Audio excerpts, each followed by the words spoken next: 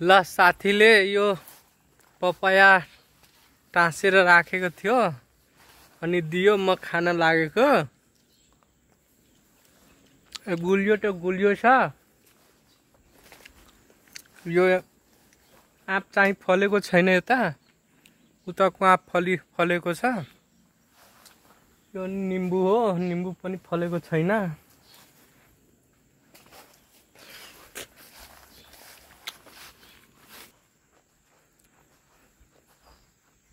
हेर्नु गाइस, यहाँ धेरै रम्बुटान फलेको छ, तर यो पनि पाकेको छैन। यो पनि कलिलै कलिलो छ। यसको नाम रम्बुटान हो।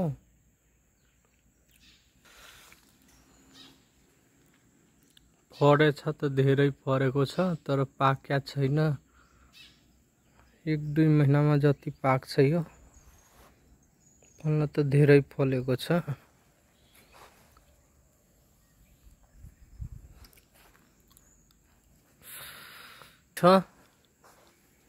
जम्बू वायर, तर पनि यो पनि धेरै पुरानो रुख छ, त्यही भएर त्यति फलेको छैन। अहिले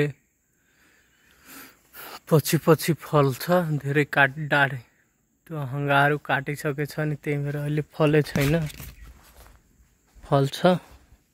यो मलेसियाको बुकुट हो।